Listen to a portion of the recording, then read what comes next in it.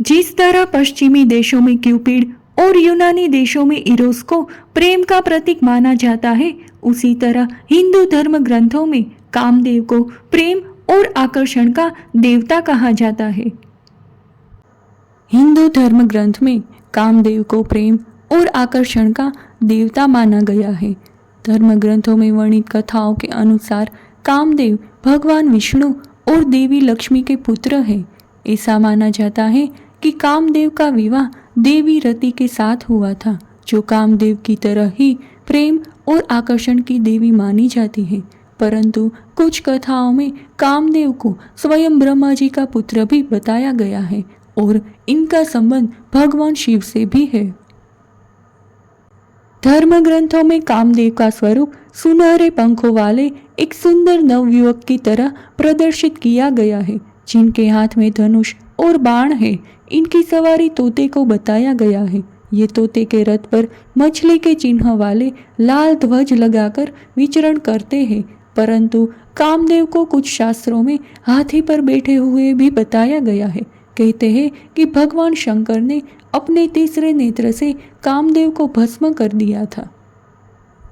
उसके बाद उनके अगले जन्म में उनकी पत्नी रति के साथ कामदेव का पुनः मिलन हुआ। तो आइए जानते हैं कामदेव और देवी रति की प्रेम कथा। पौराणिक कथाओं के अनुसार एक समय ब्रह्मा जी सृष्टि के विस्तार की कामना से ध्यान मग्न थे। उसी समय उनके अंश से एक तेजस्वी पुत्र काम उत्पन्न हुआ।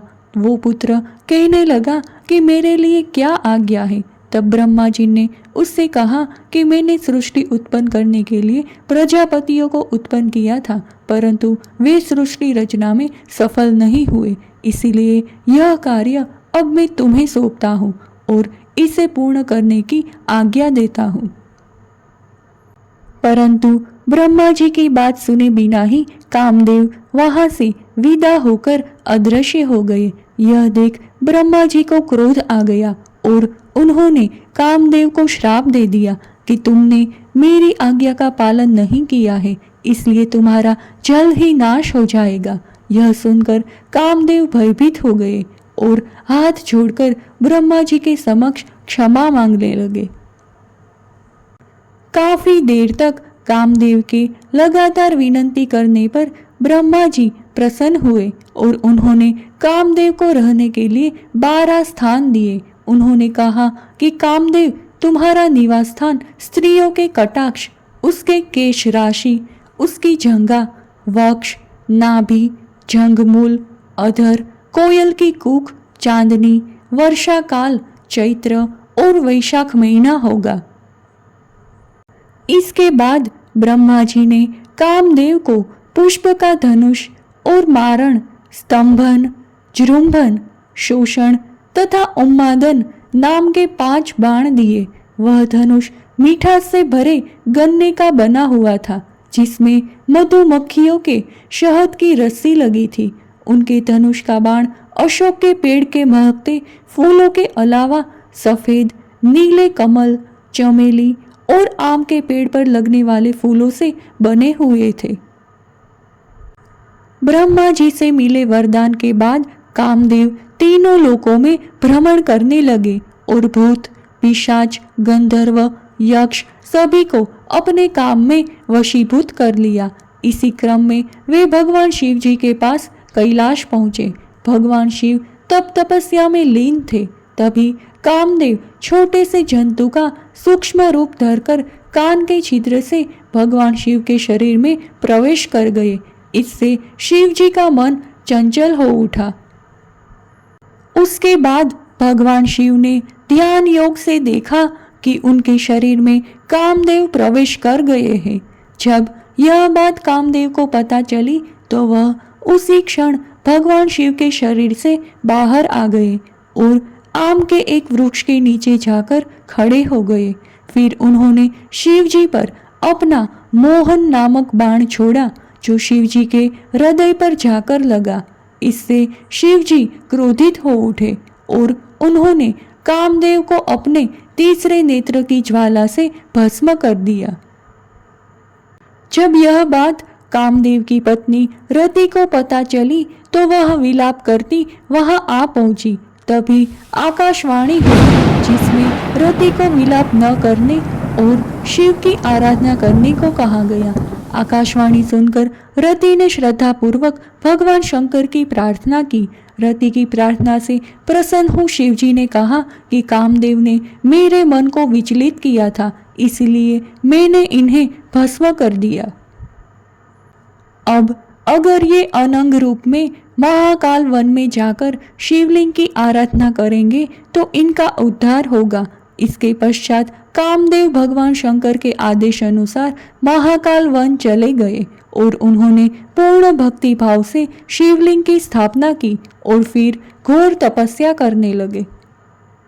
कुछ समय बाद कामदेव की तपस्या से प्रसन्न होकर शिवजी ने कहा कि तुम अनंग शरीर के बिना रहकर भी सारे कार्य करने में समर्थ रहोगे और द्वापर युग में कृष्ण अवतार के समय तुम रुक्मिणी के गर्भ से जन्म लोगे और तुम्हारा नाम प्रद्युम्न होगा। शिव के कहे अनुसार द्वापर युग में भगवान श्री कृष्ण और रुक्मिणी को प्रद्युम्न नाम का पुत्र हुआ, जो कि कामदेव का ही अवतार था।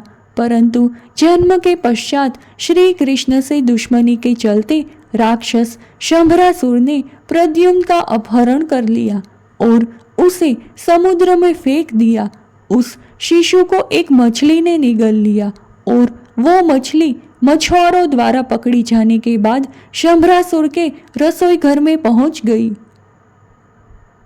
जब यह बात देवी रति को मालूम हुई तो वह रसोई में काम करने वाली मायावती नाम की एक स्त्री का रूप धारण करके रसोई घर में पहुंच गई। वहां आई मछली को उसने ही काटा और उसमें से निकले बच्चे को माँ के समान पाला पोसा। जब वो बच्चा युवा हुआ तो उसे पूर्व जन्म की सारी बातें याद दिलाई। इतना ही नहीं, सारी कलाएं भी सिखाई। तब प्रद्युम्न ने शंभरासुर का वध किया और फिर मायावती रूपी रति से विवाह कर उसके साथ द्वारका लौट आए। कई पौराणिक कथाओं के अनुसार कामदेव ने भगवान श्री कृष्ण को भी अपने नियंत्रण में लाने का प्रयास किया था। कामदेव ने भगवान श्री कृष्ण से ये शर्त लगाई थी कि वे उन्हें भी स्वर्ग की अप्सराओं से भी सुंदर गोपियों के प्रति आसक्त कर देंगे। श्री कृष्ण ने कामदेव की सभी शर्तों को स्वीकार किया और गोपियों संग रास भी रचाया, लेकिन फिर भी उनके भीतर एक भी क्षण वासना ने गर्भ नहीं किया। तो ये थी कामदेव और रति की अनोखी प्रेम कहानी। अगर आपको हमारा ये वीडियो अच्छा लगा है तो कृपया इसे लाइक और शेयर अवश्य कीजिए। ऐसे ही और धार्मिक वीडियोस देखते रहने के लिए हमारे चैनल को अभी सब्सक्राइब करें। धन्यवाद।